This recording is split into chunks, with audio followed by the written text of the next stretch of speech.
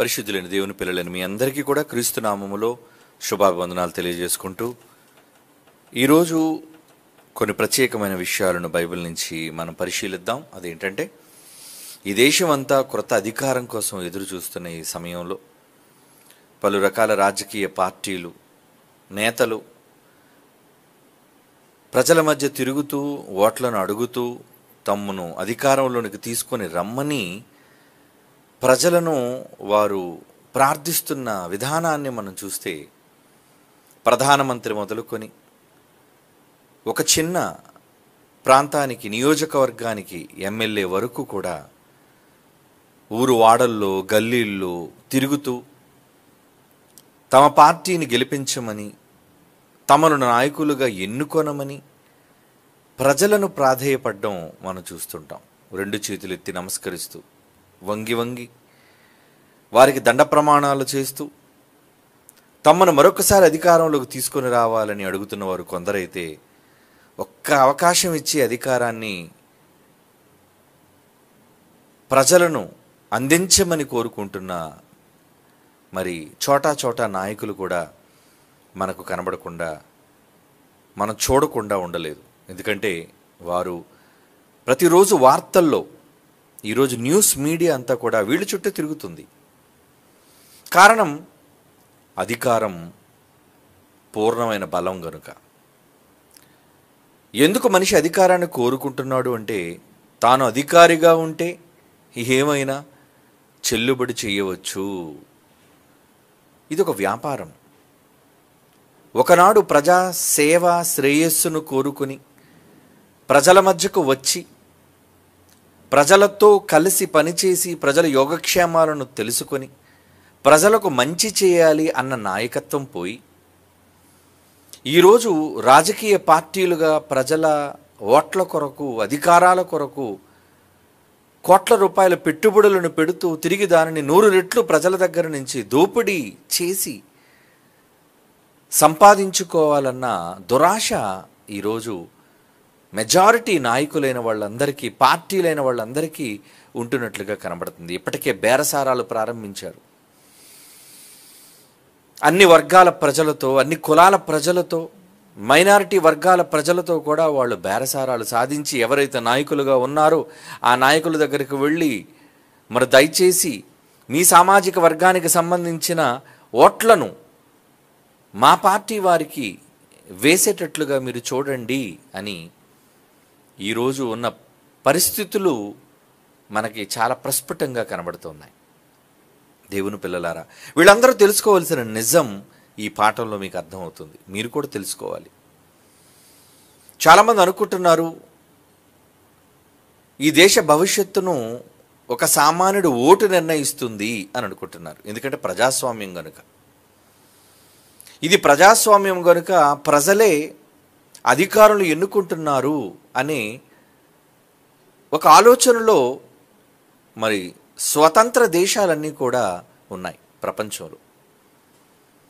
అంటే తమ ఓటు హక్కును వినియోగించుకొని మంచి నాయకులను ఎన్నుకోవాలి అన్న ఆలోచన ప్రజలకు ప్రతి 5 ఏళ్లకు ఒక్కసారి రాబోతుంది కనుక ఈ ప్రభుత్వాన్ని ఎంపిక చేసేది సామాన్యుడైన మనిషే అనే ఒక బరువైన బాధ్యత భారాన్ని ఆ వ్యక్తి నెత్తిన పెట్టి, మీ వల్లే అధికారంలోనికి మేము రాబోతున్నాము అనే ఒక అపోహను కలుగజేసి చివరకు వానిని కూడా లంచమిచ్చి కొనే దౌర్భాగ్యమైన పరిస్థితులు ఈరోజు మన దేశంలో, మన రాష్ట్రంలో ఉన్న విషయం మీ అందరికీ తెలిసినదే.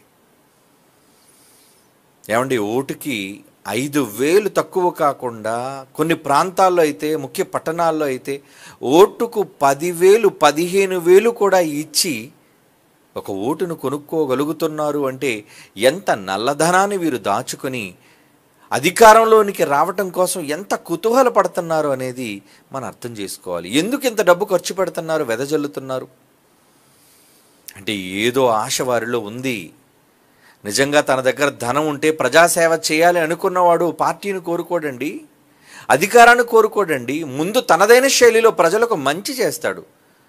తన దగ్గర డబ్బు ఉందనుకోండి, ఒక గవర్నమెంట్ హాస్పిటల్ కాకుండా తనదైన శైలిలో ఒక ప్రైవేటు ప్రభుత్వ సంబంధం లేకుండా ఆసుపత్రి నిర్మించి ప్రజలకు వైద్య సేవలు అందించవచ్చు.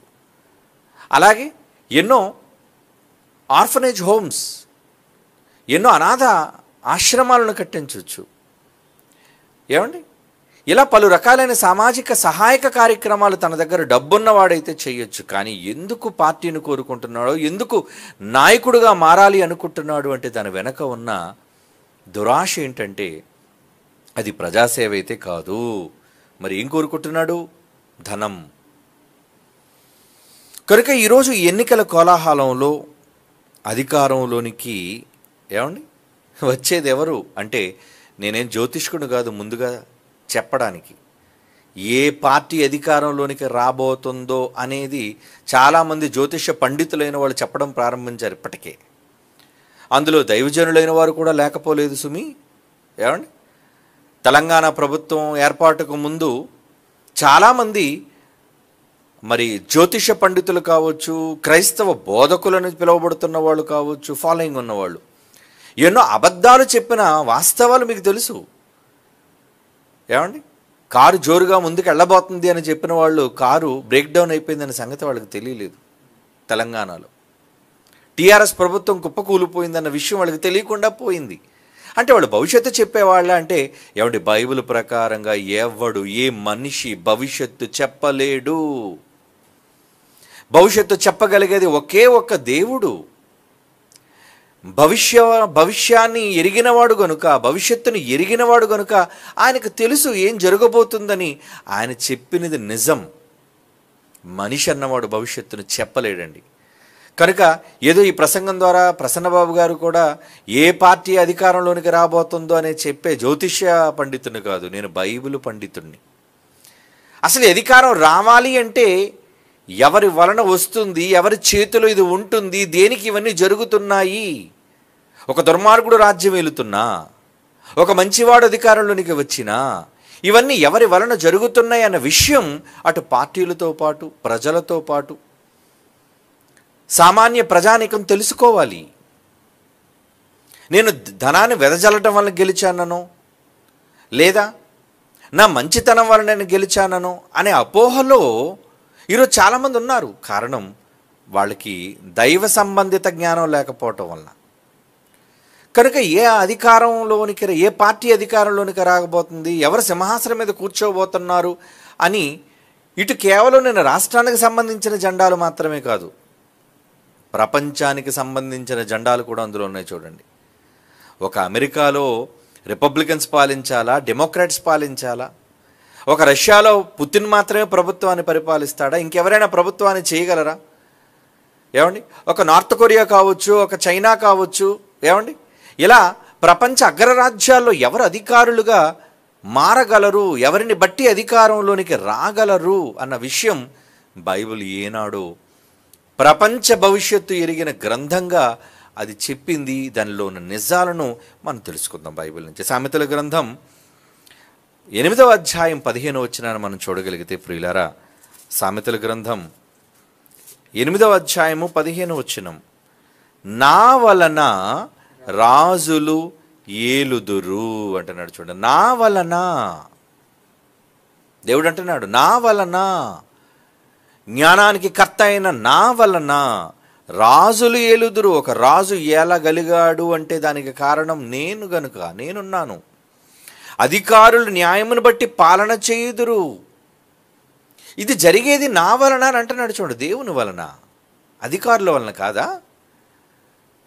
మనకు ఒక సందేహం కలగొచ్చు. అలాంటప్పుడు ఎందరో దుష్టులైన వాళ్ళు అధికారంలోనికి వచ్చి, మత ఛాందస్సవాదులైన వారు అధికారంలోనికి వచ్చి, ఉదాహరణకు ఒక ఆఫ్ఘనిస్తాన్ ఉందనుకోండి, తాలిబన్లు ప్రభుత్వం ఏర్పాటు చేశారు అంటే వాళ్ళు దైవ విరోధులు, మరి ముఖ్యంగా క్రైస్తవ విరోధులు, మూర్ఖపు మత ఛాందస్సవాదంతో నిండిన వారుగా, అసలు ఆడవాళ్ళకి స్వేచ్ఛ స్వతంత్రం అన్నది లేకుండా చాలా దారుణమైన పాలన ఆఫ్ఘనిస్తాన్లో నేటికి పరిపాలిస్తున్నారు. అంటే మరి వాళ్ళ అధికారం కూడా దేవుని వల్లనే వచ్చిందా? చూద్దామండి. బైబిల్లో దేవుడు రాయించిన మాట, అధికారులను గురించి దేవుడు రాయించిన మాటలను ఈ ప్రపంచం తెలుసుకోవాలి. ఎవరు అధికారంలోనికి ఎందుకు వస్తున్నారు, చివరికి దేవుని విరోధులైన వాళ్ళు కూడా ఎందుకు వాళ్ళ అధికారంలోనికి రాగలుగుతున్నారు, ఎందుకు వాళ్ళు క్రైస్తవులను అణచడానికి సిద్ధపడుతున్నారు, ఎందుకు వాళ్ళు మోసాలు చేయడానికి పాల్పడుతున్నారు, ఎందుకు వాళ్ళు రక్తపాతాన్ని సృష్టిస్తున్నారు, వీటన్నిటి వెనక ఉన్న నిజం బైబిల్ చెప్పింది. అది ఎందుకు జరుగుతుందో, ఎందుకు జరగబోతుందో అన్నది భవిష్యవాణి అయిన బైబిల్ని మనం అడిగి తెలుసుకుందాం. రోమిలికి రాసిన పత్రిక 13వ అధ్యాయం 1వ వచనం చూడండి. దేవుడు ఎంత చక్కని మాట చెప్తున్నాడు. రోమిలికి రాసిన పత్రిక 13వ అధ్యాయం 1వ వచనం, ప్రతివాడు అధికారులకు లోబడి ఉండండి, ఎందుకంటే దేవుని వలన కలిగినది తప్ప మరి ఏ అధికారము లేదు అంటున్నాడు. చూడండి, దేవుని వల్ల కలిగింది అధికారం, దేవుని వల్ల కలిగినది తప్ప మరి ఏ అధికారము లేదంటున్నాడు. చూడండి, ఉన్న అధికారములు, ఆ మాట చూడండి, ఉన్న అధికారములు దేవుని వలననే నియమింపబడి ఉన్నవి. ఎంత చక్కని మాట చెబుతుంది బైబిల్. ఉన్న అధికారములు, ఏ అధికారమైనా కావచ్చు, అది రాష్ట్రం కావచ్చు, దేశం కావచ్చు, ప్రపంచంలోని రాజ్యం కావచ్చు, ప్రపంచ దేశాల్లో ఏ అధికారం అన్నది ఉన్నా, ప్రజలను ఏలే అధికారం ఏదైనా ఉంది అంటే ఉన్న అధికారములు దేవుని వలననే నియమింపబడి ఉన్నవి. నియామకం. దేవుడు అధికారులను నియామకం చేస్తున్నాడా? అవును, దేవుడే అధికారులను నియమిస్తున్నాడు. ఇటు చెడ్డవాళ్ళను కూడా. ఈ మాట వింటే దేవుని మీద కోపం రావచ్చేమో ప్రజలకి. ఎందరో చెడ్డవాళ్ళైన నాయకులు ఉన్నారు కదా, ఆ చెడ్డవాళ్లను కూడా దేవుడే నియమించాడా? అవును, దేవుడే నియమించాడు. ఎందుకు? ఆ చెడ్డవాడితో దేవునికి పనుంది గనుక. దేవుని అనుమతి లేకుండా చెడ్డవాడు కూడా అధికారంలోనికి రాలేదు. మనం ఒక్కొక్కసారి అనుకుంటాం, ఏంటి దుర్మార్గుడా అధికారంలోకి వచ్చాడు, ఈ దుష్టుడా పాలనలోనికి వచ్చాడు. వాడిది ఏ అధికారమైనా, వాడిది ఏ రాజకీయ పార్టీ అయినా, ఉన్న అధికారములు, బైబిల్ మాట అండి. ఎందుకంటే భూమి ఆకాశాలు గతించిపోతాయేమో కానీ, ఏమండి, దేవుని మాటలోని ఒక అక్షరం, ఒక సున్నా, ఒక పొల్లు తప్పిపోదు అంటున్నాడు. అంటే దేవుని మాటలు అంత ఖచ్చితమైనవా? అవును, ఖచ్చితమైనవి దేవుని మాటలు. ఆయన అన్నాడు అంటే ఆ మాటలు నిజాలు. మరలా చదువుదాం ఆ మాట, రెండో మాట, రోమాపత్రిక 13వ అధ్యాయం 1వ వచనంలో రెండో మాట, దేవుని వలన కలిగినది తప్ప మరి ఏ అధికారం, ఏ అంటున్నాడు చూడండి, ఏ అధికారం. అది ఒక చిన్న కార్పొరేటర్ స్థాయిలో అధికారి కావచ్చు, ఏమండి, సర్వసాధారణంగా దిగువ స్థాయిలో ఉండే అధికారులు వాళ్ళే కదండి, కార్పొరేటర్లే కదండి. ఒక వీధుల్లో, గల్లీల్లో, చిన్న ప్రాంతాల్లోనూ కార్పొరేటర్ స్థాయి మొదలుకొని దేశాల్ని ఏలే ప్రధానులు, ఏలికల వరకు, ఏమండి, ఎమ్మెల్యేలు, ఎంపీలు, మంత్రులు, క్యాబినెట్ మంత్రులు, హోదా కలిగిన వాళ్ళు, అధికారాన్ని చేజిక్కించుకున్నవారు, వీరందరూ దేవుని వలన కలిగినది తప్ప మరి ఏ అధికారము అంటే చిన్న అధికారి కావచ్చు, పెద్ద అధికారి కావచ్చు, ఈ అధికారులందరూ కూడా దేవుని వలన నియమించబడిన వారు. అంటే దేవుడు తప్పును ప్రోత్సహిస్తున్నాడా అండి? దేవుడు చెడును ప్రోత్సహిస్తున్నాడా? దుర్మార్గులైన అధికారులైన వాళ్ళని సింహాసనాల మీద కూర్చోబెట్టి దేవుడు ఇస్తున్నాడా వాళ్ళకి అధికారం? దేవుడు చెడును ప్రోత్సహిస్తున్నాడా అనే అభిప్రాయం, తప్పుడు అభిప్రాయం మీలో కలగొచ్చు, కానీ అందులో వాస్తవం లేదు. ఎందుకంటే పూర్తిగా తెలుసుకోవాలి కదా, పూర్తిగా తెలుసుకోవాలి. ఇంతకు అధికారంలోకి ఎవరు వస్తారు, అధికారంలోనికి ఎవరు తెస్తారు, అధికారులుగా ఎవరు కూర్చుంటారు,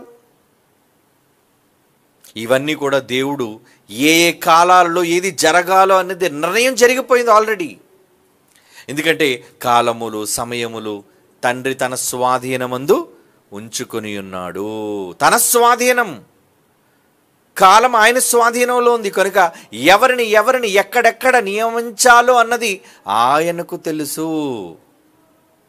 అందుకే ఉన్న అధికారములు దేవుని వలననే నియమింపబడి ఉన్నవి. ఉన్న అధికారములు, ఈరోజు ఉన్న అధికారం కావచ్చు, రేపు మరలా మే నెల తర్వాత ఆఫ్టర్ కౌంటింగ్ రాబోయే రాష్ట్ర కేంద్ర ప్రభుత్వాలు కావచ్చు, లేదా ప్రపంచ దేశాల్లోని ప్రభుత్వాలు కావచ్చు, అమెరికా కూడా ఈరోజు ఎలక్షన్స్ కోసం సిద్ధపడుతుంది.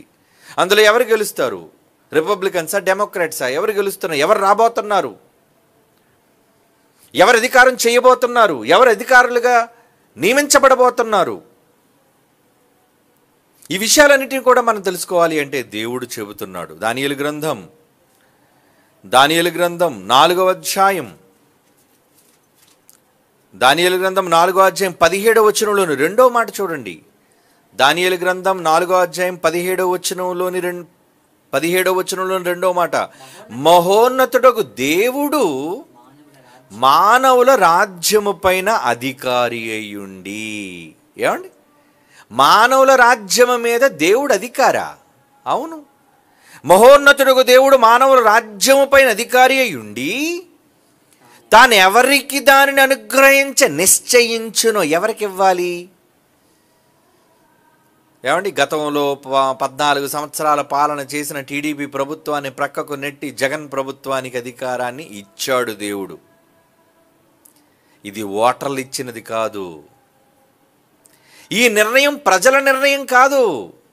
ఓడిపోయిన తర్వాత ప్రజలు ఏమంటో తెలుసండి, ప్రజల దగ్గర నాయకులు ఏమంటో తెలుసండి, ఇది ప్రజా తీర్పు అండి, ప్రజలు నన్ను ఓడించాలి అనుకున్నారు, అందుకే వాళ్ళ తీర్పుకు నేను గౌరవిస్తున్నానండి, నేను కట్టుబడుతున్నానండి అంటాడు. ఎందుకు? జ్ఞానం తెలియక. ప్రజలే తీర్పరులని అనుకుంటున్నాడు కనుక. కానీ నిజానికి వారిని అధికారాన్ని ఇచ్చేది, ఎవరిని అధికారంలోనికి రప్పించాలి అన్నది నిర్ణయం ఎక్కడ జరిగింది అంటున్నాడు? దేవుడు మానవుల రాజ్యము పైన అధికారి. ఎలక్షన్ కమిషన్ అనేది ఇండియా దేశంలో ఉందండి. అంటే ఈ ఎన్నికల ప్రక్రియ అంతా జరిగించాల్సిన నాయకులు వాళ్ళే. ఎలక్షన్ అధికారులు అంటారు వాళ్ళు. దేశవ్యాప్తంగా ఎలక్షన్ కమిషన్ ఆఫ్ ఇండియా యావత్ భారతదేశంలో జరగవలసిన అన్ని ఎన్నికలు వాళ్ళ హయాంలో, వాళ్ళ యొక్క మరి ఆలోచన మేరకు జరుగుతుంది, అధికారులు కనుక. ఏమండి, కానీ ఇక్కడ దేవుడు ఏమంటున్నాడు? మహోన్నతుడు దేవుడు మానవుల రాజ్యము పైన అధికారి. ఆయన అధికారట. దేనికి? నువ్వు ఎన్నికలకు మాత్రమే అధికారేమో, ఎన్నికలు సజావుగా జరగడానికి, అంతేనా? ఎలక్షన్ కమిషన్ వాళ్ళు చేసేది ఏంటి? పోలింగ్ బూతులు కరెక్ట్గా ఉన్నాయా లేవా, అన్ని ఏర్పాట్లు జరుగుతున్నాయా లేవా, అక్కడ ఏమైనా రిగ్గింగ్ జరుగుతుందా, మోసం జరుగుతుందా, ఇలాంటివి చూడడానికి ఎన్నికల కమిషన్ ఉంది. కానీ ఫైనల్ రిజల్ట్ ఇచ్చేది మాత్రం ఎవరి చేతిలో ఉందంటున్నాడు? మానవుల రాజ్యము పైన దేవుడు అధికారి అయ్యుండి తానెవరికి అనుగ్రహింప నిశ్చయించునో వారికి అనుగ్రహించును. అనుగ్రహం అధికారం అనేది దైవ అనుగ్రహం. జగన్ గారు పరిపాలించారు అంటే అది దైవానుగ్రహం. మరలా రేపు రాష్ట్ర కేంద్ర ప్రభుత్వాల్లో ఏ పార్టీ రాబోతుందో అది దైవానుగ్రహం.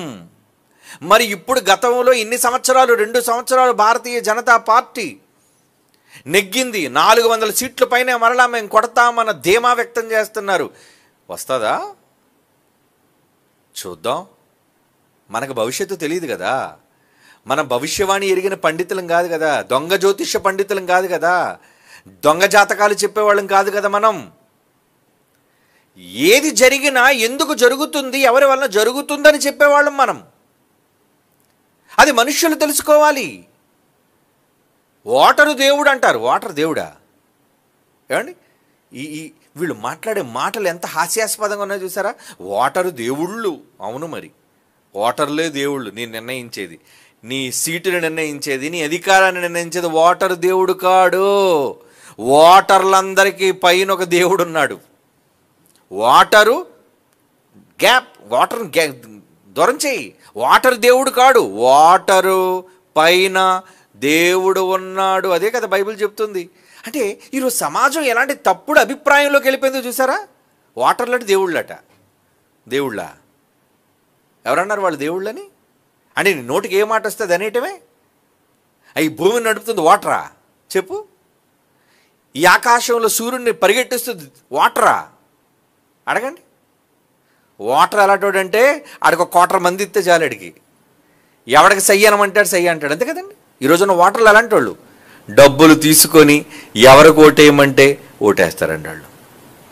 చివరికి ఎలాంటి పిచ్చి వీళ్ళకి పట్టిందంటే, ఏమండి మా కులపోడైతే చాలండి, ఆడి కుక్క అయినా పర్లేదు.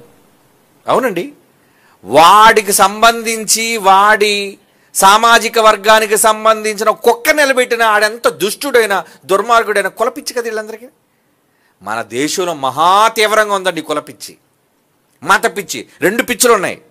ఒకటి కులం పిచ్చి, రెండోది మతం పిచ్చి. మతం పేరు చెప్పుకొని ఓట్లు దండుకున్న దొంగలు కొంతమంది అయితే కులాన్ని అడ్డు పెట్టుకుని ఓట్లు కావాలనుకున్నోళ్ళు. ఈ నాయకుడు ఈ నియోజకవర్గంలో ఎందుకు నిలబడుతున్నాడు? ఇక్కడ అతని సామాజిక వర్గం ఎక్కువగా ఉన్నారండి. సామాజిక వర్గం ఏమండి, వాళ్ళ భాష చూసి అలాగుంటుంది. సామాజిక వర్గం అట. చెత్త మాటలు, బైబిల్ తెలియని జ్ఞానహీనులు మాట్లాడే మాటలు. నీ సామాజిక వర్గం కాదు నీకు అధికారం ఇచ్చేది. పాపం కొంతమంది నాయకులైన వాళ్ళు గత ఎన్నికల్లో తమ సామాజిక వర్గం అక్కడ ఉందని నిలబడినా ఒక్క ఓటు కూడా వేయలేదండి, గెలిపించలేదు. ఎవరు? నీ సామాజిక వర్గమే. నీకు ఒక్క పార్టీ టికెట్ కూడా ఇవ్వలేదు. నీకు టికెట్ని తీసుకున్నా నేను గెలిపించకుండా చేసింది వాళ్ళే. ఎవరో నీ సామాజిక వర్గం. అంటే ఇప్పుడు ఓటర్ దేవుళ్ళు గారా? ఎవడన్నాడు దేవుళ్ళని? ఓటర్లకు పైన దేవుడున్నాడు. ఓటర్లు అందరూ దేవుళ్ళు కారు. ఓటర్లందరికీ మీద దేవుడు ఉన్నాడు. అదే బైబిల్ చెబుతున్న నిజం. అది ఇది నా మాటలు కావవి. దేవుడు రాయించిన మాటలలో నిజం అండి. మరలా చదువుతాం మాట. దేవుడు మానవుల రాజ్యము పైన అధికారి అయ్యుండి తాను ఎవరికి నిశ్చయించును ఆయన కన్ఫర్మ్ చేస్తాడట. వారికి అనుగ్రహించుననియు ఏమండి ఆయా రాజ్యము పైన అత్యల్ప మనుష్యులను ఆయన నియమించుచున్నాడని మనుషులందరూ తెలుసుకున్నట్లు ఇలాగు జరుగును. మనుషులు తెలుసుకోవాలట.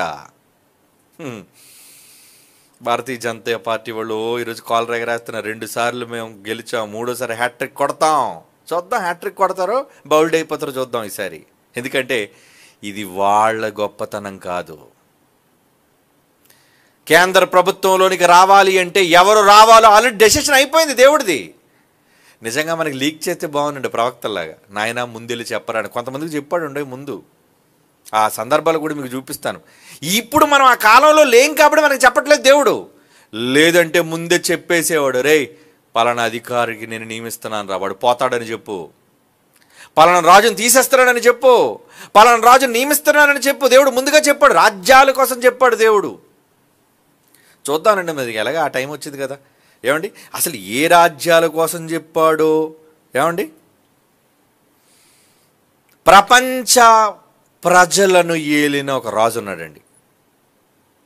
ద బిగ్గెస్ట్ కింగ్డమ్, అతిపెద్ద సామ్రాజ్యం, ప్రపంచాన్ని పరిపాలించిన తొలి సామ్రాజ్యం చరిత్రలో ఉంది. ఏమండి వరల్డ్ హిస్టరీలో ఉంది. వాడెవడో కాదండి, హీఈస్ నెబుకద్నెజర్ అంటారు. అంటే నెబుకద్నెజరు అని అర్థం. బైబిల్లో ఉన్నాడు వాడు నెబుకద్నెజరు. ఏమండి ఆ నెబుకద్నెజరు కోసం మాట్లాడుతూ ఏమన్నాడో ఒక మాట చదువుదామా? దానియేలు గ్రంథం 5వ అధ్యాయం 18వ వచనం చదువుదాం, తర్వాత 20వ వచనం కూడా చదువుదాం.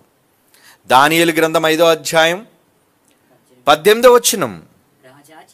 రాజా చిత్తగించుము, మహోన్నతుడుగు దేవుడు మహర్దశ రాజ్యమును ప్రభావమును ఘనత నీ తండ్రియగు నెబుకద్నెజరుకు ఇచ్చెను. వాడి దగ్గర సైన్యం ఉందని గొప్ప అయిపోయాడు అనుకున్నారా? ఏమండి వరల్డ్ హిస్టరీకి తెలియని చరిత్ర బైబిల్ చెబుతుంది. ఎందుకు నెబుకద్నెజరు అధికారంలోనికి వచ్చాడు? ప్రపంచాన్ని వాడు పరిపాలించిన తొలి చక్రవర్తి. రాజు కాదాడు. రాజు అంటే చిన్న చిన్న సామ్రాజ్యాలకు అధికారి. ఇలాంటి ఎందరో రాజుల మీద అధికారియే చక్రవర్తి అంటాడు వాడిని. కింగ్. ఏమండి అలాంటి గొప్ప చక్రవర్తిగా నెబుకద్నెజర్ని ఎవరు నియమించారట? దేవుడు ఎంత చక్కగా చెప్తున్నాడండి ఈ మాట. అధికారంలోనికి ఎందుకు వచ్చారు, ఎవరిచ్చారంటే రాజా చిత్తగించుము, మహోన్నతుడుగు దేవుడు మహర్దశ రాజ్యమును, అంటే చాలా గొప్ప మహర్దశను ఇవ్వబోతున్నాడు మీ రాజ్యానికి. మీ తండ్రి ఎవడు? వాడు ఏమండి మహర్దశ రాజ్యమును ప్రభావమును ఘనతను నీ తండ్రి యొక్క నెబుకద్నెజరుకి ఇచ్చిన. బెల్షస్సరుతో చెప్తున్నాడు. బెల్షస్సరు కొడుకు కదండి. ఎవరు కొడుకు? నెబుకద్నెజరు కొడుకు. కనుక ఆ నెబుకద్నెజరు కొడుకుతో చెబుతున్నాడు, నీ తండ్రికి నెబుకద్నెజరుకి ఇచ్చాడు. 20వ వచనం. అయితే దేవుడు అతడు మనస్సును అతిశయించి మీ నాన్న పొగరబడ్డాడు. ఏం పొగరబడ్డాడు? నేను మనుష్యులతో పాటు జంతువులను కూడా పరిపాలించాను. అంత అధికారం, మహర్దశ కదా మరి ఇది. నా దశ తిరిగింది. ఏమండి, వాటర్ దేవుళ్ళు నా దశ తిప్పేశారు అనుకున్నాడా పిచ్చోడు? లేదా నా భుజబలం, నా బాహుబలం, నా ధనబలం, నా గజబలం అంటే ఏనుగుల బలం, నా అశ్వబలం, ఏమండి నా సైన్యం, దీన్ని బట్టి నేను ప్రపంచాధికారిగా కూర్చున్నాను అని అనుకొని భ్రమపడ్డాడేమో ఆ పిచ్చోడు. ప్రపంచాన్ని ఏలిన నెబుకద్నెజరు కోసం చెప్తున్నాడు దేవుడు. ఇక్కడ చెప్తున్న చిన్ని చిన్ని అల్లాటప్ప నాయకుల కోసం నేను మాట్లాడలేదండి. ఇక్కడ లోకల్ నాయకులు చాలామంది ఉన్నారు, దేశంలో నాయకులు చాలామంది ఉన్నారు, పార్టీలు చాలా ఉన్నాయి, ప్రపంచ దేశాల్లోని అధికారులు నాయకులైన వాళ్ళు కూడా చాలామంది ఉన్నారు. వీళ్ళు అక్కడక్కడక్కడక్కడక్కడక్కడ వాళ్ళ దేశాలకు మాత్రమే పరిమితి. ఒక చైనా వాడు వాడి దేశానికి, ఒక అమెరికా వాడు వాడి దేశానికి, ఏమండి ఇలా ప్రపంచ దేశాల్లో వారి వారి దేశాలకు సరిహద్దులకు పరిమితులైన వాళ్ళు. కానీ ఇక్కడ నెబుకద్నెజరు ఎవరు? ప్రపంచ చక్రవర్తి వాడు. వాడి కోసం ఏమన్నాడు? 20వ వచనం, అయితే అతని మనస్సును అతిశయించి బలాత్కారము చేయుటకును అతని హృదయమును కఠినము చేసుకొనగా వాడికి పొగరొచ్చితే అప్పుడు ఏం జరిగిందట? దేవుడు అతని ప్రభుత్వముని అతని యొద్ద నుండి తీసివేసి అతని ఘనతను పోగొట్టెను. అంటే దేవుడు ఇలా కూడా చేస్తాడా? ఎవడైనా విర్రవీగాడా? ఎవడైనా నాదే ప్రభుత్వం, నాకు తిరుగులేదు అని అనుకుంటున్నాడా? వచ్చిన తర్వాత ఎవడైనా దేవుడిని ధిక్కరించాడా? ఏం చేస్తానంటున్నాడు దేవుడు? దేవుడు అతని ప్రభుత్వమును అతని యొద్ద నుండి తీసేస్తున్నాడు దేవుడే. అతని ఘనతను పోగొట్టెను. ఘనతను పోగొట్టేస్తాడు. రాజ్యాలను కూల్చేస్తాడు. అది రాజరికపు వ్యవస్థ అయినా, అది ప్రజాస్వామ్య వ్యవస్థ అయినా మర్చిపోకండి. ఏమిటి ప్రజాస్వామ్యం అంటే ప్రజలకు ఎదండి కోల్చాలని. మరి ఇందిరాగాంధీ ప్రభుత్వం ఎందుకు కూలిపోయింది? నీకు తెలుసు కదా. భారతదేశ తొలి మహిళా ప్రధానిగా మొట్టమొదటిసారిగా చరిత్ర సృష్టించిన శ్రీమతి ఇందిరా ప్రియదర్శిని నెహ్రూ, జవహర్లాల్ నెహ్రూ కుమార్తె, మొట్టమొదటి తొలి ప్రధానిగా భారతదేశాన్ని ఏలింది. ఆడదానిగా ఏం చేసింది? ఏదో చేసింది, తప్పులు కొన్ని. ఆమె తప్పులు చేయటంతో దేశంలో ఎమర్జెన్సీ డిక్లేర్ అయిపోయింది. అప్పటి వరకు ఏ రోజు ఎమర్జెన్సీ అన్న పదం మనకు తెలియదండి. ఓచకోత, అన్నిటినీ రిస్ట్రిక్టెడ్.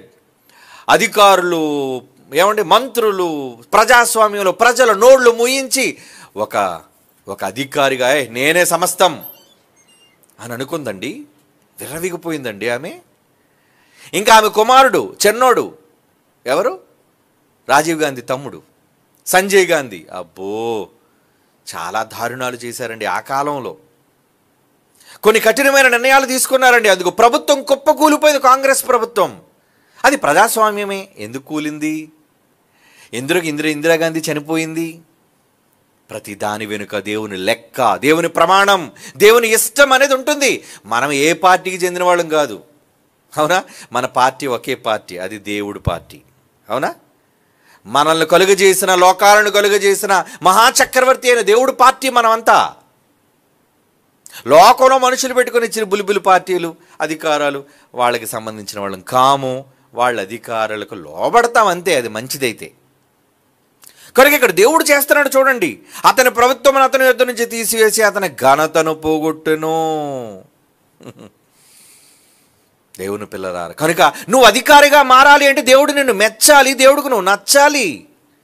మరి దేవుడికి నచ్చే నాయకులుగా ఉన్నావా? ఈరోజు ఎంతమంది అయితే అధికారంలోకి రాబోతున్నారో దేవుడు మెచ్చే నాయకులుగా ఉండాలి. ఆయన నీ మీద కృప చూపిస్తే, అనుగ్రహాన్ని చూపిస్తే నువ్వు కార్పొరేటర్ అయినా అవుతావు, ఎమ్మెల్యే అయినా అవుతావు, క్యాబినెట్ మంత్రి అయినా అవుతావు, ఏమండి ముఖ్యమంత్రి అయినా అవుతావు, చివరికి దేశాన్ని ప్రధానమంత్రి అయినా అవుతావు. ప్రధానమంత్రిగా చేసిన తరువాత మరి కొంతమంది మన దేశ చరిత్రలో చాలా దారుణాలు సృష్టించారు కదండి. మరి దేవుడికి తెలియదంట. వచ్చిన తరువాత ఎన్ని అల్లర్లు జరిగాయో, ఎంత ఊచకోత జరిగిందో, ఏమండి మతాలకు సంబంధించిన ఎన్ని గొడవలు జరిగాయో, ఎంతమంది క్రూరంగా చంపబడ్డారో, హింసించబడ్డారో, అది దేశ చరిత్రలో లిఖించబడింది. అంటే వారి వారి కాలాల్లో వారికి తీర్పు తీర్చబడింది. ఏంటా తీర్పు? ప్రతి వాడు చేసిన క్రియల చొప్పున, క్రియల ఫలం. అవునా? దేవుడట త్రాసులో వేసి చూశాడట. త్రాసులో వేసి చూసి వాటితో ఏముంది ఇప్పుడు తెలుసా? చిన్నప్పుడు మనం సండే స్కూల్లో నేర్చుకున్నది, మెనే మెనే టెకేల్ ఫార్సీన్. ఎందుకన్నాడు అలాగా? ఒరే, నిన్ను త్రాసులో వేస్తే నువ్వు తక్కువగా తూగావురా, కనుక నిన్ను లేపేస్తున్నాను. అంటే ఉంచాలన్నా తీసేయాలన్నా అన్ని అధికారాలు దేవుని చేతిలో ఉన్నాయి, మర్చిపోకండి. అంతా సమస్తం దేవుని వశం. అధికారులు దేవుని వశం, అధికారాలు దేవుని వశం, సింహాసనాలు దేవుని వశం, రాజ్యాధికారం దేవుని వశం, ప్రపంచ దేశాలు అధికారాలు చివరకు దేవుని వశం. అన్నీ ఆయన చేతిలోనే ఉన్నాయి. ఎవరండి చెప్తారు ఇలాగెళ్ళి ప్రజల మధ్య మాట్లాడితే ప్రజలు ఏమంటారు తెలుసా అండి? ఏడు బాబు, మేము దేవుళ్ళు కావా, మీకు ఓటు ఏమో పోరా అంటారు. నాయకుల్లో మాట్లాడితే ఏమంటారు? వాళ్ళ దగ్గర వంగి వంగి దండాలు పెడితేనే కదా, దొంగదండ ప్రమాణాలు చేస్తేనే వీడి అతి వినయాన్ని చూచి మోసపోయి వాళ్ళు ఓటేసేది, దొంగలు గెలిపించేది, తమ అనుకూల సామాజిక కులవర్గ రాజకీయ నాయకులను గెలిపించేది, పట్టం కట్టేది. ఏమండి? కానీ దేవుడు ఏమన్నాడు? మొదటి సమూయేలు గ్రంథం 2వ అధ్యాయం 8వ వచనం. మొదటి సమూయేలు గ్రంథం 2వ అధ్యాయం 8వ వచనం చూడండి. దరిద్రులను అధికారులను కూర్చుండబెట్టుటకు, దరిద్రులను అధికారులతో కూర్చుండబెట్టుటకును, మహిమగల సింహాసనమును స్వతంత్రప చేయుటకును, వారిని మంటిలో నుండి ఎత్తువాడు ఆయన, లేమి గల వారిని పెంట కుప్పల మీద నుండి లేవనెత్తువాడు ఆయనే. అంటే ఎవరిని ఎక్కడ కూర్చోబెట్టాలన్నా ఎవరు కూర్చోబెట్టాలి? దేవుడే. ఏమండి, మరి ఈరోజు మన దేశ ప్రధానికి ఉన్న మరో పేరేంటో తెలుసండి? చాయ్వాలా అంటారు. అవునా? చాయ్వాలా అంటే టీ అమ్ముకునే వ్యక్తి అని అర్థం, టీ సప్లై చేసిన వ్యక్తి అని అర్థం. మరి ఒక సామాన్యుడిగా ఉండి ఆయన అంత అధికారిగా ఉన్నాడు అంటే ఎవరు కూర్చోబెట్టారు? ఇప్పుడు మీరు చెప్పండి. ఊరుకోండి, మరి భారతీయ జనతా పార్టీలో ఉన్న మోడీ గారిని దేవుడే నియమించారంటే అవును, మీరు ఒప్పుకున్నా ఒప్పుకోకపోయినా ఆయన తీసుకున్న నిర్ణయం కరెక్ట్. అవును, ఈ 2 సంవత్సరాలు, ఈ 2 సార్లు కూడా భారతీయ జనతా పార్టీ దేశాన్ని ఏలిందంటే దానిలో ప్రధాన పాత్ర ప్రజలది కాదు, ఓటర్లది కాదు. భారతీయ జనతా పార్టీలు కూడా తెలియదు ఈ రహస్యం. వాళ్ళని గెలిపించి కూర్చోబెట్టింది ఎవరో తెలుసా? మోడీని ప్రధాని చేసింది ఎవరో తెలుసా అండి? దేవుడు. ఎందుకు చేశారండి? వాళ్ళు ఉంటేనే కొన్ని కఠినమైన చట్టాలు, కఠినమైన నిర్ణయాలు జరిగేవి కనుక. కాంగ్రెస్ ఉన్నప్పుడు కొన్ని జరిగాయి, ఆ తర్వాత వాళ్ళ యొక్క పాపాల లెక్క పూర్తయిన తర్వాత వాళ్ళని తీసేశాడు. ఇప్పుడు వీళ్ళు తీసుకొచ్చాడు, వీళ్ళు కూడా పాపాలు చేస్తున్నారు. వీళ్ళు పాపాల లెక్క పూర్తయిపోయిందా లేదా ఇప్పుడు మనకు తెలుస్తుంది. కమింగ్ కొద్ది నెలల్లో మనకు తెలిసిపోద్ది. ఏంటి, వీళ్ళని ఉంచుతున్నాడా తీసేస్తున్నాడా? మనం మరలా జూన్లో జ్ఞాపకం చేసుకుందాం, లేదా మే నెలలో జ్ఞాపకం చేసుకుందాం ఈ మాటలన్నీ కూడా.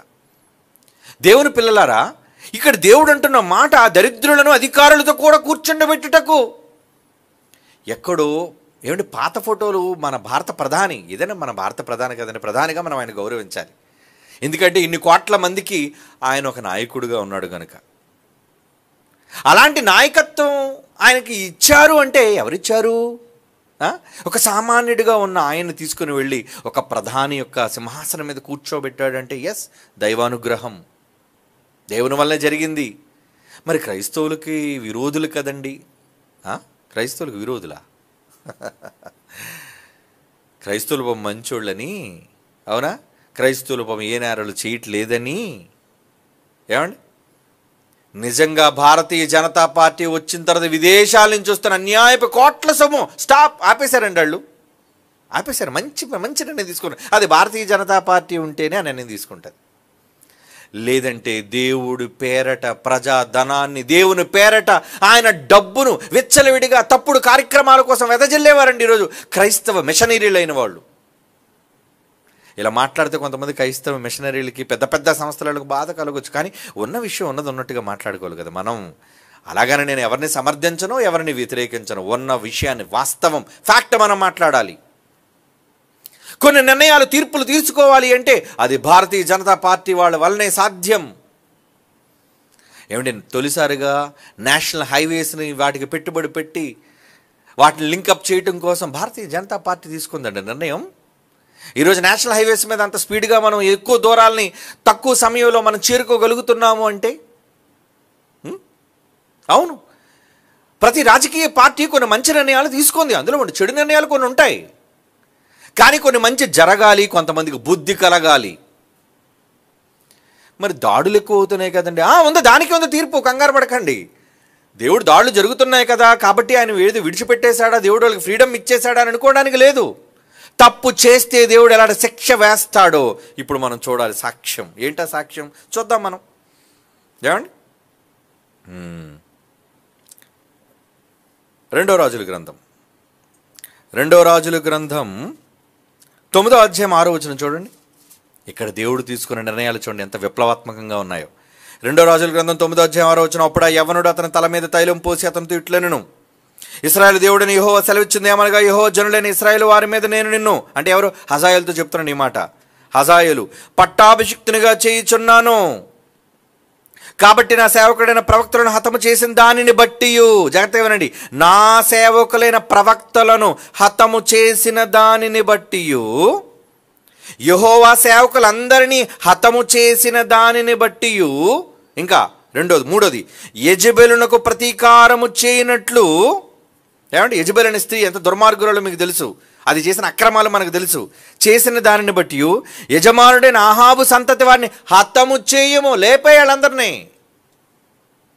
అంటే వీళ్ళందరూ మంచోళ్ళనా?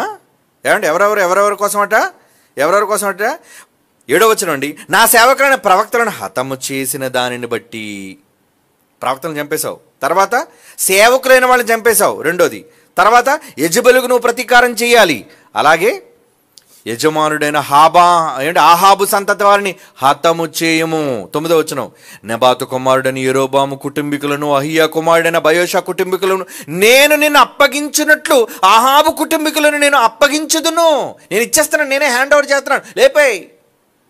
ఎవడు చావాలన్నా, ఎవడు బతకాలన్నా, ఎవడు లేచిపోవాలన్నా, ఎవడు నాయకుడుగా రాజుగా కొనసాగిపోవాలన్నా అంతా నా చేతిలో ఉంది, అంతా నా వశం. దేవుడు చెప్తున్నాడండి. ఏమండి, అంటే యెరోబాము ఎంత దుష్టుడో మీకు తెలుసు కదా. నెబాతు కుమారుడైన యెరోబాము, అబ్బబ్బబ్బబ్బ, వాడు చేసిన అల్లర్లు, అఘాయిత్యాలు ఇన్నన్ని కాదండి. దానికోసం దేవుడు వాడు చేసిన పాపములు వాడు చేస్తున్నంతకాలం ఉన్నాడు, ఏమనలేదు. చెయ్యిరా, చెయ్యి, నీకు వేస్తా శిక్ష, వేస్తా నీకు శిక్ష. ఎలాంటి శిక్ష వేశాడు? 1 రాజుల గ్రంథం 15వ అధ్యాయం 29వ వచనం చూడండి.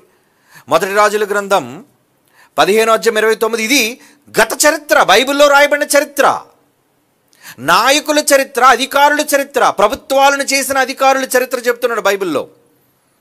ఏంటది? 1 రాజుల గ్రంథం 15వ అధ్యాయం 29వ వచనం ఏముంది? అదే, తాను రాజు కాగానే ఇతడు యెరోబాము సంతతి వారందరినీ హతము చేసెను, ఎవనినైనను యెరోబామునకు సజీవునిగా ఒక్కడిని కూడా ఉండనివ్వకుండా అందరినీ లేపేశాడట.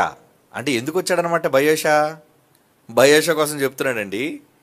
బయోషా కోసం చెప్తున్నాడు. బయోషా, నువ్వెందుకు నేను రాజుగా నియమిస్తున్నానో తెలుసా? లేపే యెరోబాము కుటుంబాన్ని, లేపేయ్. అంటే వీడి అధికారంలోనికి ఎందుకు వచ్చాడో తెలుసా?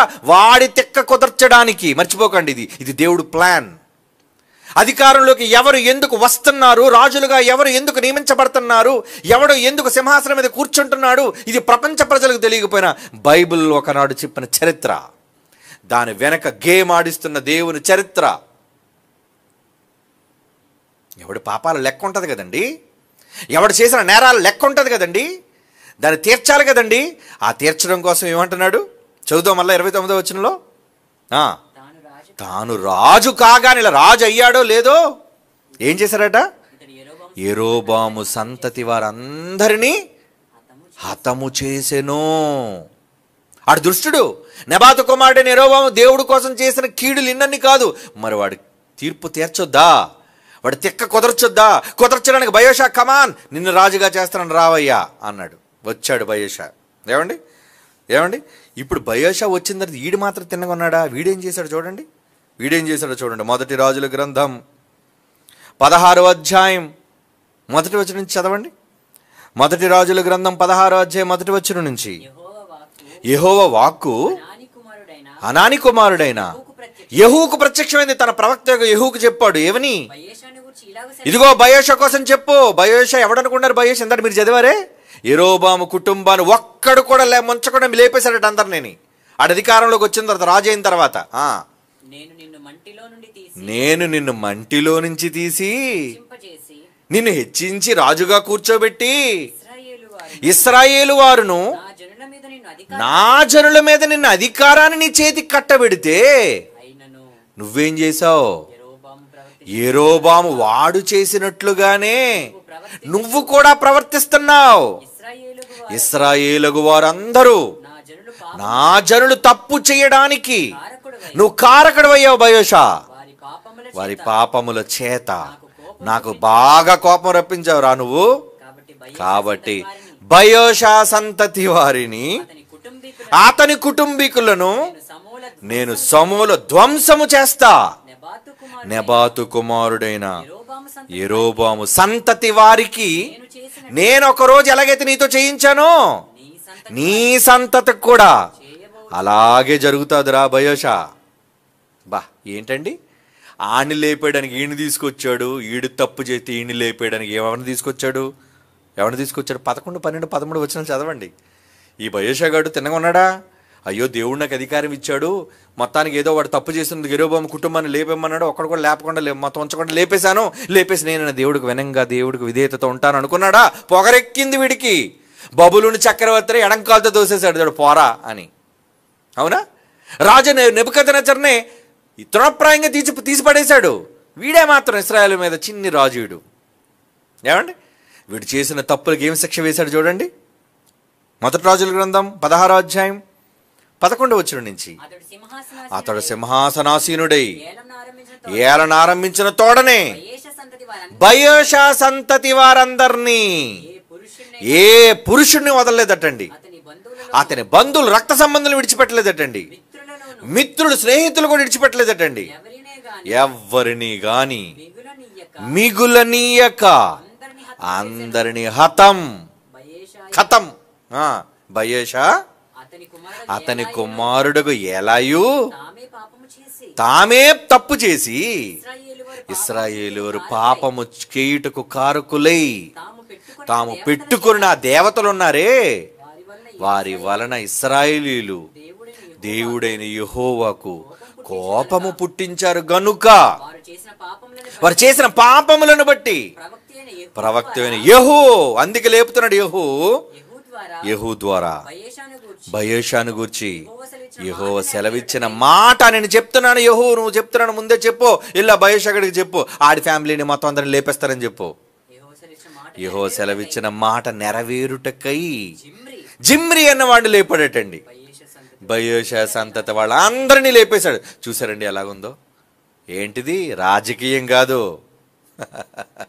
రాజకీయంలో సహజంగా అంతే కదండి. వీడి అధికారులకు వస్తే ఆడి తాలూకాలందరినీ, వాడి అధికారులకు వస్తే వీడి తాలూకాలందరినీ. కానీ వీళ్ళందరి రాజకీయాలకు మించిన రాజు అక్కడున్నాడు పైన. ఆయనకు తెలుసు నువ్వు చేస్తున్న తప్పులేంటో, ఆయనకు తెలుసు నువ్వు చేస్తున్న దుర్మార్గాలేంటో, నువ్వు చేస్తున్న దారుణాలేంటో అన్నీ చూస్తున్నాడు రాజు పైనుంచి. ఓపిక పడుతున్నాడు అంతే. టైం రావాలి కదా నిన్ను లేపేయడానికి, నిన్ను మొత్తేయడానికి. అది రోగంతోనో లేదా చావుతోనో లేదా ప్రమాదంతోనో నిన్ను లేపేయాలి అంటే నీ పాపాలు పూర్ణం కావాలి కదరా. వెయిటింగ్. అలా దేవుడు ఎదురు చూసి, ఏమండి ఎంత చక్కగా లేపుకొచ్చేసారండి. యెరోబాము దుర్మార్గంగా ఉన్నందుకు యెరోబామును లేపడానికి ఏమో బయోషాని రెచ్చగొట్టాడు, బయోషాని తీసుకొచ్చాడు. ఈడు తిన్నంగా లేకుండా బయోషా గారు తిరుగుబాటు చేసినందుకు జిమ్రీని లేపాడు. యెహూ ద్వారా కబురు పంపించి ఈయన్ని లేపే అన్నాడు. అంటే ఒక్కొక్కడు అధికారంలోకి ఎందుకు వస్తున్నాడు? ఇంకొకడు తాట తీసేయడానికి వస్తున్నాడు. ఇప్పుడు చెప్పండి, భారతీయ జనతా పార్టీ ఎందుకు వచ్చింది అధికారంలోకి? కొందరి తాట తీయడానికి వచ్చింది 2 సార్లు. 3వసారి కూడా వచ్చింది అనుకోండి, నో డౌట్. అంటే ఎవరికో దేవుడు తొక్క తీయాలనుకుంటున్నాడు అనమాట. ఇంకా క్రైస్తవులు ఇంకా సెట్ అవ్వలేదు. ఎందుకంటే ఈ మధ్యన చూడండి, క్రైస్తవుల మీద దాడులు పెరిగేసరికి అందరిలోని ప్రేమ చిగురిస్తుందండి క్రైస్తవుల్లో. మంచిదే. రతిలు కలుస్తారా? క్రైస్తవులు కలుస్తారండి? అబ్బాబ్బా, వీళ్ళు సహోదరులను ఒకరినొకరు ప్రేమించుకోవాలని చెప్పి వీళ్ళంత పగలు ద్వేషాలు ఎవరిలోనూ ఉండవు. వీళ్ళ దగ్గర బాంబులు లేవు కానీ లేదంటే గుళ్ళని బాంబులు వేసుకుంటారు వీళ్ళు. అలాంటి అంత దారుణం అండి క్రైస్తవులు. ముఠాలు, తగాదాలు, కులాలు, వైరాలు. అబ్బో, మరి వీళ్ళు పీసం అణచాలంటే, వీళ్ళు తొక్క తీసేయాలంటే, వీళ్ళు పొగర అణిచేయాలంటే భారతీయ జనతా పార్టీ రావాలి నాయన. ప్రధాని నువ్వు వెళ్ళు నాయన. మళ్ళీ వీళ్ళు సామాన్యులు కాదు, నా ప్రజలు అనుకున్నాను కానీ వీళ్ళు మంచోళ్ళ. వీళ్ళకి సరిగ్గా తిక్క కుదర్చాలి అంటే నువ్వే రావాలి. వెళ్ళు నాయన, వెళ్ళు. ఎక్కెత్తాడు. ఎక్కించిన తర్వాత భారతీయ జనతా పార్టీ ఏమైనా అటు ఇటు ఇటు అటు జంపింగ్ చేసింది అనుకోండి, ఈ 14 సంవత్సరాలు దేవుడు చూశాడు లెక్క, ఆల్రెడీ ఖాతా మేనే టెకేల్ అయిపోయింది, ఆల్రెడీ లెక్క చూశాడు. ఈ లెక్క మనకి ఎప్పుడు తెలుస్తుందో తెలుసా? రేపు మే నెల తర్వాత తెలిసిపోద్ది. ఆహా వీళ్ళు పోయారనుకోండి అంటే దేవుడు వీళ్ళకి ఫుట్బాల్తో ఒక తను తన్నాడు అనమాట, గోల్ అయిపోయారు వీళ్ళు. అంటే పాపం చాలామంది ఆర్తనాదాలు దేవుడు విన్నాడు. ఎందుకంటే క్రైస్తవులందరూ కూడా మరి చాలా నార్త్లో దారుణం కదండి, పాస్టర్లను కొట్టి, క్రైస్తవ సంఘాలను ఇరుగగొట్టి, సిలువలను కూడా బద్దలు కొట్టి, దాని మీద ఏమండి వాళ్ళ మత సంబంధమైన జెండాలను ఎగరేసి ఇవన్నీ చూస్తున్నాడు దేవుడు. రే నిన్ను అధికారంలోకి తీసుకొచ్చింది ఇంకొకటి తొక్క తీయడానికి రా, నా ప్రజలనే దొక్క పెడతావు నువ్వు, నిన్ను ఇడిచిపెట్టను. దేవుడు చూశాడు ఎలా అంటాడు. గతంలో జరిగిన చరిత్ర అండి. వాడు తప్పును శిక్షించడానికి నిన్ను రాజుగా పెడితే నువ్వు తప్పు చేయడానికి కాదురా నిన్ను అధికారంలోకి తీసుకొచ్చింది, వాడిని సరిచేసి నువ్వు బాగుంటావని. నువ్వు బాగోలేవు అనుకో, నిన్ను తీసేయడానికి ఇంకొకరిని తీసుకొస్తాను నేను, నిన్ను లేపేయడానికి ఇంకోటి తీసుకొస్తాను. ఒకరిని కాదంటే సమూలంగా కుటుంబం ఫ్యామిలీని మొత్తం లేపేశారటండి. ఏంటంటే తీసేయడం అంటే దేవుడు తలుచుకుంటే వేళ్లతో సహా పెళ్ళగించేస్తాడు నిన్ను. దేవుడు తలుచుకుంటే నీ కుటుంబం మొత్తం లేపేస్తాడు దేవుడు. అందుకే ఎలా ఉండాలండి దేవుడి దగ్గర? భయం. క్షమించి తండ్రి, నాయన తప్పు అయిపోయింది నాయన, అయ్యా క్షమించి నాయన, అయ్యా మీరే సర్వాధికారి తండ్రి, అలా ఉండాలి దేవుడి దగ్గర. నేను చాలా గొప్పోడిని, ప్రజా ఓటర్లు నా దేవుళ్ళు అనుకుని నువ్వేమైనా కొంచెం పొగరెక్కావా, విర్రవీగావా, నీకెలా నీ పొగర దించాలో దేవుడు ఆల్రెడీ డిసైడ్ చేసేసాడు. పాపం ఈరోజు మిగతా పార్టీలు వారందరూ ఏం గోల పెడతారో తెలుసండి. అదిగోండి బీజేపీ వాళ్ళు ఆ మిషన్లు, ఆ ఈవీఎం మిషన్లు మొత్తం ట్యాంపరింగ్ చేసేస్తున్నారండి. ఎక్కడ నొక్కినా సరే బీజేపీలకు పడిపోతుంది, ఎక్కడ నొక్కినా బీజేపీలకు పడిపోతుంది, ఇదంతా మతలబు చేసేస్తున్నారండి. వాళ్ళే గెలిచేస్తారేమో అని భయపడిపోతున్నారు చాలామంది. మొన్న ఎవరో నాతో అంటే నేను అదన్నరే, పిచ్చోళ్ళారా భయపడకండారా, మనిషి నమ్ముకున్న టెక్నాలజీని. అవునా? నిజంగా వాళ్ళు ఒకవేళ అటువంటి తప్పుడు పని చేశారనుకోండి, ఈవీఎం మెషిన్లే ట్యాంపరింగ్ చేసి ఎక్కడ నొక్కినా వాళ్ళు అనుకున్న పార్టీ గుర్తుకే పడిపోయేటట్లుగా, లేదా భారతీయ జనతా పార్టీకే పడిపోయి అధిక సీట్లు వచ్చేసేటట్టుగా ఒకళ్ళు పెట్టారనుకోండి మిషనరీ, ఓకే అంతా బాగానే ఉంది అనుకున్నట్లుగా మొత్తం ఓట్లన్నీ అయిపోయి. ఎప్పుడు తెలుస్తుంది ఈ విషయం? కౌంటింగ్ రావాలి కదా, అప్పుడు అందరి మధ్యన సీసీ కెమెరాల మధ్యన మిషన్లు ఓపెన్ చేస్తారు.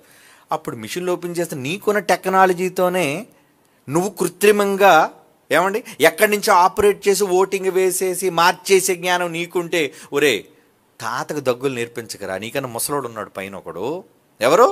దేవుడు. నువ్వు ఇప్పే టైంకి ఏమవుతుందో తెలుసా? నువ్వు ఎక్కడ ఓటు పడమని చెప్పినా దేవుడు ఏ పార్టీకి ఓటు నిర్ణయించడో అక్కడ లెక్కలన్నీ తారుమవుతాయి. టక క్యాలిక్యులేటర్ తప్పు అయిపోయినట్టుగా.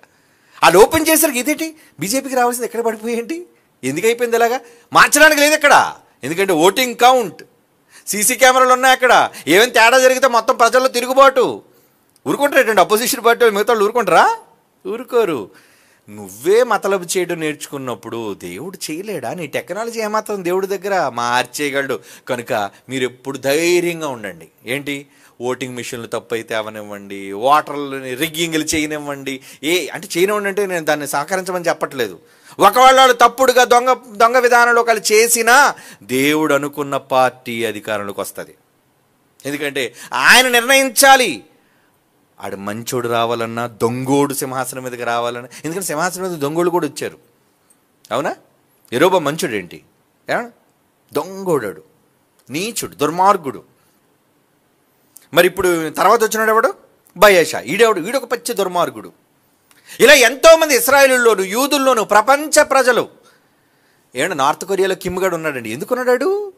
ఎందుకున్నాడు?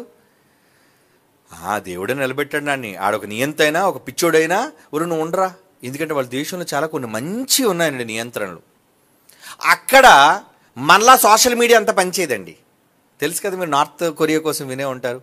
అక్కడ ప్రభుత్వం ద్వారా నడుపబడి 6-7 ఛానళ్ళే ఉంటాయండి అంతే. మనకెన్ని ఉంటాయండి? 900 పైన ఛానళ్ళు ఉన్నాయండి. అన్ని ఛానళ్ళు అంటే బూతులే. సోషల్ మీడియా ఇప్పుడే బూతులే, అన్నీ బూతులు. కానీ కొరియాలో బూతులు లేవు. అవునండి. అక్కడ ఎవడ పడితే ఫోన్లు ఏది పడితే అది వాడడానికి లేదండి. ఏది పడితే తప్పుడు చూడడానికి లేదండి. ఒకవేళ నువ్వు రహస్యంగా ఎక్కడైనా తెచ్చినా నీ కాళ్ళు చేతులు ఎరగొట్టి నరికేసి లోపలేసేస్తాను నేను. మరి అలాంటి చట్టాలు మంచివి అంటారా? మంచివే. కొంతమంది అధికారులు కఠినమైన నిర్ణయాలు తీసుకొని అధికారంలోకి వచ్చారు అంటే అది కూడా దేవుని సంకల్పంలో ఒక భాగం. పుతిన్ గారు ఈరోజు రష్యాకున్నా, అమెరికాలో ఈరోజు ఎవరు పరిపాలిస్తున్నా, రాబోయే రోజుల్లో ఎవరు ఎక్కడ ఎప్పుడు పరిపాలించినా అధికారాలన్నీ దేవుని వలన సెట్ చేయబడ్డాయి. అంటే ఈసారి అమెరికాకు తొక్క తీసేవాడు వీడే, కనుక వీడే రావాలి. ఈసారి కొరియా ప్రజలకు సరిగ్గా బుద్ధి చెప్పేవాడు వీడే. ఎందుకంటే ప్రపంచ దేశాలు వాడిని చూసి భయపడతారు. అమ్మ వీడు సామాన్యుడు కాదురా బాబు, వీడి దగ్గర మిసైల్స్ ఉన్నాయి, ఈ రోజైనా దాన్ని ప్రయోగించేస్తే అగ్రరాజ్యాలు భయపడుతున్నాడు. నార్త్ కొరియా వాడికి, కిమ్ గడికి. ఎందుకు ఎందుకు తిక్కలోడు కనుక. ఆ తిక్కలోడు మరి ఎందుకు వచ్చాడు అధికారంలోకి? దేవుడు వల్ల కలిగినది తప్ప ఎవడు అధికారిగా ఉండలేడు. ఇది బైబిల్, ఇది నిజం బైబిల్ అండి. ఇది అంటే ఆయా దేశాల్లో ఉన్న మూర్ఖులకు, ఆయా దేశంలో ఉన్న క్రూరులకు సరైన విధానంలో బుద్ధి చెప్పడానికి ఆయా ప్రాంతాల్లో ఆయా అధికారులైన వాళ్ళు దేవుడు నియమించాడు. అందుకే ఎంత ఒక మాట చదువుకున్నాం కదండి, దానియేలు గ్రంథం 4:17 ఆయా రాజ్యముల పైన మనుష్యులను ఆయన నియమించుచున్నాడు. దేవుడు నియమిస్తున్నాడు. అపాయింట్మెంట్ దేవుడు ఇస్తున్నాడట. ఎంత ఖచ్చితమండి బైబిల్. అంటే రేపు ఎలక్షన్స్లో కేంద్ర ప్రభుత్వం ఎవరు రాబోతున్నారో, రాష్ట్ర ప్రభుత్వం ఎవరు రాబోతున్నారో దేవుడు నిర్ణయించేశాడు. అంటే ఎవరు వస్తే ఎవరికి బుద్ధి కలుగుతుందో, ఎవరు వస్తే ఎవరికి మంచి జరుగుతుందో వారు చేసిన పాపాలను బట్టి తగిన లెక్కను దేవుడు తేల్చబోతున్నాడు. ఇప్పుడు చెప్పండి, అధికారంలోనికి వచ్చేదెవరు, రప్పించేదెవరు? ఓటర్ దేవుళ్ళు కారు. ఓటర్లందరిపైన ఉన్న దేవుడు, దేవుడే అధికారులు నియమించుచున్నాడు. కొన్ని మంచి మాటలు చదువుదామండి. యెషయా గ్రంథం 44:28. యెషయా గ్రంథం 44:28. కోరెషు నా మంద కాపరి. కోరెషు ఇశ్రాయేలీయుడు గాడండి. ఏమండి కోరెషు మీకు తెలుసు కదా, సైరస్ అంటారు. నా మంద కాపరి, నా చిత్తమంతియు నెరవేర్చువాడా అని చెప్పువాడను నేనే. యెరూషలేముతో నీవు కట్టబడుదువనియు, దేవాలయమునకు పునాది వేయబడుననియు నేను చెప్పుచున్నాను. అంటే పడగొట్టబడిన దేవాలయం తిరిగి నిర్మించబడాలి అంటే అన్యుడైన కోరెషు రావాలి. అందుకే కోరెషుకు అధికారం అప్పచెప్పాడు. కోరెషు వెళ్ళు నాయన వెళ్ళు, ఎందుకంటే నువ్వు ప్రవక్తల స్వాధీనంలో మరలా నువ్వు దేవాలయాన్ని కట్టించడానికి అనుమతి ఇవ్వబోతున్నావు కదా. కోరెషు వెళ్ళు నాయన వెళ్ళు, నా ఆలయాన్ని కట్టించడానికి నువ్వు రావాలి అధికారంలోనికి. కనుక రాబోయే రోజుల్లో భారతదేశంలో ఏది జరగబోతుందో ఆ జరగబోయే దాన్ని నిలబెట్టడానికి ఆ పార్టీ మాత్రమే అధికారాల్లోనికి ఆయా రాష్ట్రాల్లో దేవుడు నిలబెట్టబోతున్నాడు. అది ఒరిస్సా కావచ్చు, ఛత్తీస్గఢ్ కావచ్చు, ఆంధ్ర కావచ్చు, తెలంగాణ కావచ్చు, ఎవరైనా కావచ్చు. అది కాంగ్రెస్ కావచ్చు, అది టీడీపీ కావచ్చు, అది బీజేపీ కావచ్చు, అది వైఎస్ఆర్సీపీ కావచ్చు, ఏదైనా పార్టీ కావచ్చు. వీళ్ళు అధికారంలోనికి రావాలి అంటే దేవుడు నియామకం. వాళ్ళ ద్వారా ఏ పనులు దేవుడు చేయించాలనుకున్నాడో వాళ్ళని మాత్రమే రప్పిస్తాడు, అధికారాలు ఇస్తాడు, సింహాసనాల మీద కూర్చోబెడతాడు. మర్చిపోకండి. అదే అంటున్నాడు కోరెషు, నా మందను కాపాడేవాడు నువ్వు, మంద కాపరి. ఈరోజు క్రైస్తవులందరూ అయ్యో క్రైస్తవులందరూ కన్నీళ్లతో ప్రార్థన చేస్తున్నారు, ప్రభువా వీళ్ళు చాలా ఇబ్బందులు పెడుతున్నారయ్యా. ఓకే, నా మందను కాపాడడానికి రప్పిస్తాను. ఎవరా పార్టీ ఏమో చూద్దాం. ఎవరిని రప్పించబోతున్నాడో, ఈ తనను నమ్ముకుని ఆ మందను కాయడానికి ఎవరిని దేవుడు అధికారం కట్టజెప్పబోతున్నాడు, వెయిట్ అండ్ సీ, చూద్దాం. ఆయన నిర్ణయం జరిగిపోయింది ఆల్రెడీ. ఇర్మియా గ్రంథం 51వ అధ్యాయం. ఇర్మియా గ్రంథం 51వ అధ్యాయం 11వ వచనం. ఇర్మియా గ్రంథం 51వ అధ్యాయం 11వ వచనం. బాణములను చికిలి చేయుడి, కేడెములను పట్టుకొనిడి, బబులోను నశింపచేయుటకు యెహోవా ఆలోచించుచున్నాడు, లేపెద్దాం అనుకుంటున్నాడు. మాదీయుల రాజుకు మనస్సును ఇప్పుడు ఎవరిని లేపుతున్నాడు చూడండి. ఒకప్పుడు బబులోను రాజు నెబుకద్నెజర్ నియమించింది ఈయనే, అధికారంలోకి తెచ్చింది ఈయనే, ఏమండి బెల్షస్సర్ నిలబెట్టింది ఈయనే, అన్నీ చెప్పింది ఈయనే. కానీ ఇప్పుడు మాదీయుల రాజుల మనస్సులను దాని మీదకి రేపుచున్నాడు. అది యెహోవా చేయు ప్రతి దండన. ఒక దుర్మార్గుడు అధికారంలోకి వచ్చినా అందులో ప్రతి దండన ఉంటుంది. చెప్పాను కదా, ఒకడిని భయపెట్టాలి అంటే, ఒకడికి పీస మనచాలి అంటే, ఒకడు పొగరు తగ్గించాలి అంటే, ఒకడికి బుద్ధి రావాలి అంటే ఒకడు అధికారంలోనికి రావాలి. కనుక ఏ పార్టీ అధికారంలోకి వస్తే ఎవడు పొగరు అణుగుతుందో దేవుడికి తెలుసు. ఆయా రాష్ట్రాల్లో, ఆయా దేశాల్లో, ఆయా ప్రాంతాల్లో. అందుకే అంటున్నాడు ఏమని? మాదీల రాజుల మనస్సును దాని మీదకు రేపుచున్నాడు, అది యెహోవా చేయు ప్రతిదండన, తన మందిరమును గూర్చి ఆయన చేయు ప్రతిదండన. నా మందిరం మీదకి వస్తారా? నా మందిరాన్ని పడగొడతారా? ఏమండి, దేవుడు ఆ రోజు మందిరం నాది కాదన్నాడు, నేను ఇందులో ఉండనన్నాడు, కానీ దాన్ని పడగొట్టినందుకు దేవుడు కోపం ఉందా లేదా? చెప్పండి. ఈ మాట చదివితే ఏమర్థమైందండి? అది యెహోవా చేయు ప్రతిదండన, తన మందిరమును గూర్చి ఆయన చేయు ప్రతిదండన. నా గుడి మీదకి వచ్చారా, మీ తొక్క తీసేస్తానన్నాడు అంతే. అందుకే ఎవరిని రచ్చగొట్టాడట? మాదీల రాజు మనస్సును రేపాడట. అరే లేకరా, నిన్ను కూర్చోబెడతాను అక్కడ. ఈ మాట నేను ఎందుకన్నాను తెలుసా? ఏమండి, మందిరం కాని దాన్ని ఇందులో నేను ఉండను, ఇది నా మందిరం కాదని చెప్పుకున్నవాడు ఒక గోడలు చేతులతో కట్టిన గోడల మీదకి వెళ్ళినందుకు ఆయన కోపం ఉంటే, ఈరోజు మనం అనుకుంటున్నామే దేవాలయాలు, మనం కూడుకునే స్థలాలు, సిలువులు ఉన్నాయి, గంటలు ఉన్నాయి, గోపురాలు ఉన్నాయి, మొత్తానికి అవి గోడలే కదండి, అవి దేవాలయాలు కావు. మనం అందులో కూర్చొని ఆరాధిస్తాం, కానీ దాని మీదకి వెళ్ళారు, సిలువులు పడగొట్టారు. అవునా? అవునా కదా? గుడిలోనికి వెళ్ళారు, అమాయకులైన వాళ్ళ రక్తం వచ్చినట్లుగా కొట్టారు, తిట్టారు, దూషించారు, అన్నీ జరుగుతున్నాయి. దేవుడు కోపం రాదా? ఉంది, ఉంది. ఒక వీడియో వచ్చింది చూసారండి?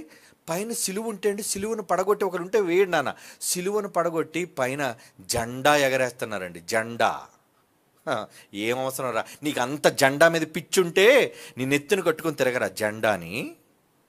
ఇది స్వతంత్ర భారతదేశం. భారత రాజ్యాంగంలో ప్రతి ఒక్కడికి నివసించే హక్కు, అది మైనారిటీ మెజారిటీ అని కాదు, ప్రతి ఒక్కడికి ఈ దేశం మీద సమాన హక్కు ఉంది.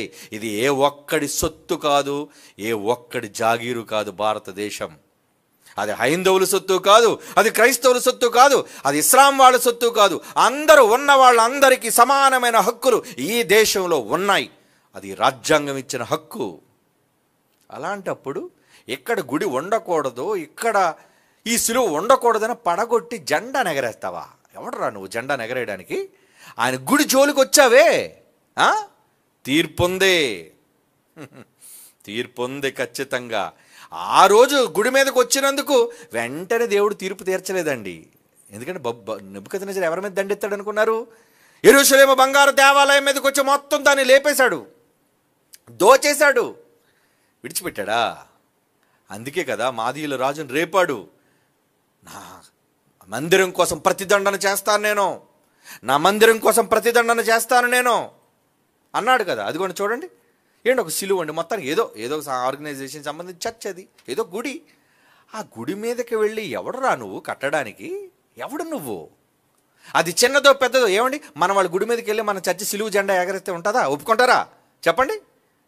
అంటే ఈ దేశం ఏం చేస్తుంది? అధికారం ఉందని పొగరా? అధికారం ఉందని పొగర్రా మీకు? ఏం జెండా అది? ఏం జెండా? ఏ జెండాను ఎగరేస్తున్నావు నువ్వు? భారతదేశ జెండాని ఎగరేయరా? సెల్యూట్ చేస్తాను నేను, కట్టు, పర్లేదు, తప్పులేదు, కానీ పడగొట్టి దాని మీద కడతావా? ఏంటి అహంకారం? తీర్పు తీర్చే రోజు అధికారంలోనికి ఎవరిని తీసుకుని రావాలో దేవుడికి తెలుసు. ఎవడు తొక్క తీయాలో, ఎవడు తెక్క మరచాలో దేవుడికి తెలుసు. ప్రతిదీ చేస్తాడు. అదే చెబుతున్నాడు ఇక్కడ, తన మందిరమును గూర్చి ఆయన చేయు ప్రతిదండన. దేవుడు చూస్తూ కళ్ళు మూసుకున్నాడు అనుకోకండి, అన్ని అబ్జర్వ్ చేస్తాడు. మనలా తొందరపాటు ఉండదు కదా. ఈరోజు అన్ని మన టపేమని ఈరోజు కొట్టాడు, చూస్తాడు చూస్తాడు చూస్తాడు చూస్తాడు. శిశుపాలులో 100 తప్పులు ఇది కంప్లీట్ అయిన తర్వాత కొడతాడు నేను. అవునా? చక్రం విడిచిపెట్టాలి అంటే నీ తప్పులు పూర్తవ్వాలి. అదే దేవుడు ఎదురు చూస్తున్నాడు.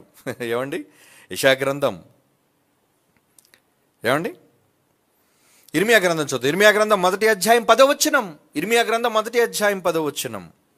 పెళ్ళగించుటకును, వెరగగొట్టుటకును, నశింపచేయుటకును, పడద్రోయుటకును, కట్టుటకును, నాటుటకును నేను ఈ దినమున జనముల మీదను రాజ్యముల మీదను నిన్ను నియమించుచున్నాను. అంటే ఎవరినైనా అధికారం మీద అధికారిగా నియమించాడు, ప్రభుత్వాన్ని కట్ట పెట్టాడు అంటే దాని అర్థం ఏంటి?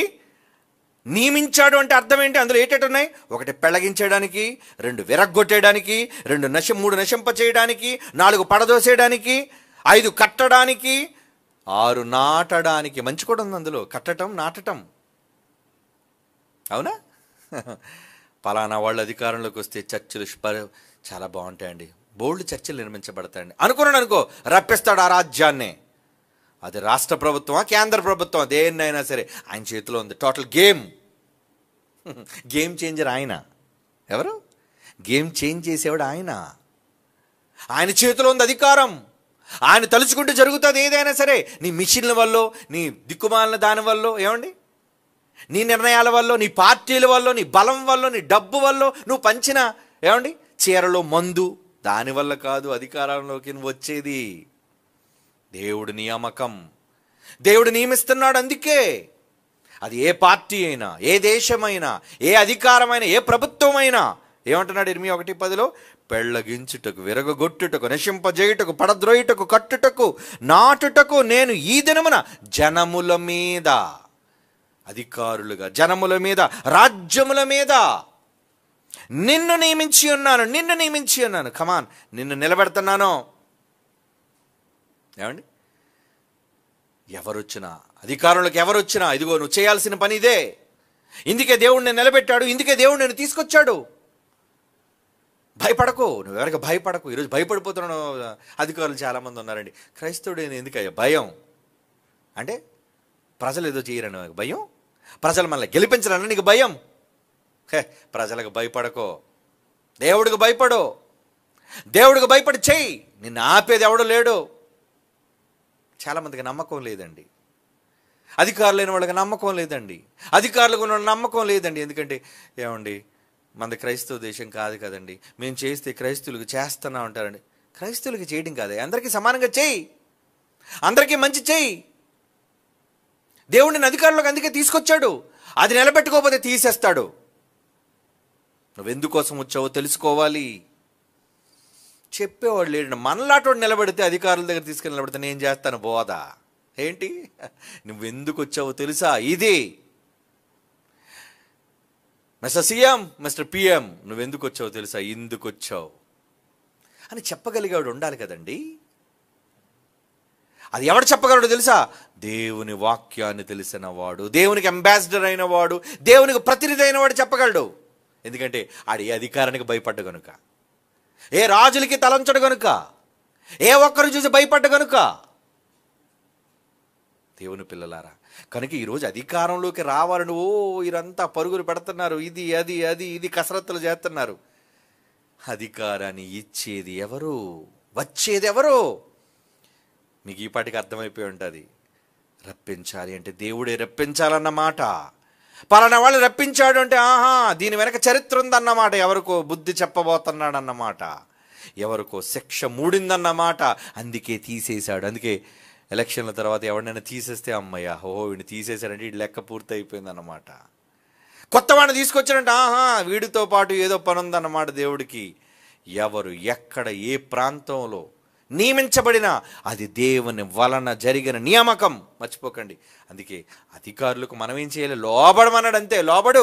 ఎందుకంటే ఆడు దుష్టుడైన దుర్మార్గుడైన ఎవడైనా నేను పెట్టాను వాడిని అక్కడ, నేను పెట్టాను అక్కడ. మరి నాకు హాని చేస్తున్నాడు, నీకు హాని కాదురా. ముందు వాడికి తొక్క తీయాలంటే వాడు ఉండాలి, వాడికి బుద్ధి రావాలంటే వాడు ఉండాలి.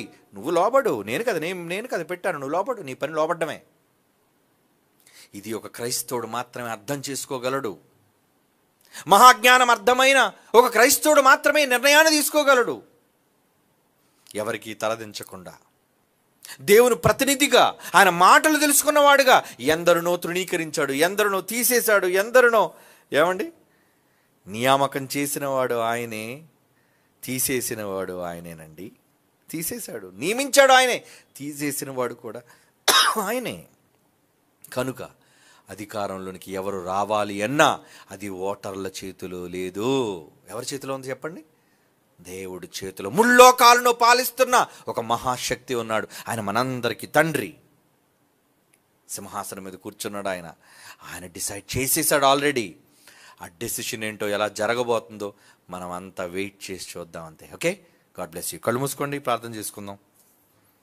పరిశుద్ధుడైన తండ్రి దేవా, మీరే అధికారంలో ఉన్నారని మేము వినినప్పుడల్లా మాకు ఎంతగానో సంతోషం. ఎందుకంటే మేము మీకు లోబడేవాళ్ళం, మీ వలన అధికారులకు లోబడేవాళ్ళం, మీ వల్లనే సమస్తం జరుగుతుందని నమ్ముతున్నవాళ్ళం నాయన. కనుక భూమి మీద మానవ మాతృలైన వారికి మేము తలదించకుండా జ్ఞానం చొప్పున వాళ్ళకు బుద్ధి చెప్పేవారుగా, నీ జ్ఞానం తెలిసిన ఒకనాడు నీ పిల్లలైన వారు ఎలాగైతే సాహసోపేతంగా బ్రతికారో అలా బ్రతికే అవకాశాన్ని దాసులుగా మాకు నీ తరంలో అనుగ్రహించండి. సమస్త అధికారములు, మహిమ, ఘనత, ప్రభావములు ఎల్లప్పుడూ మీకే రావాలి, మీకే ఉండాలి. అదే మేము కోరుకుంటున్నాం, అదే మేము ప్రకటిస్తున్నాం.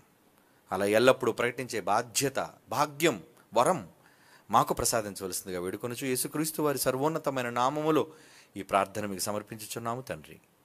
ఆమెన్.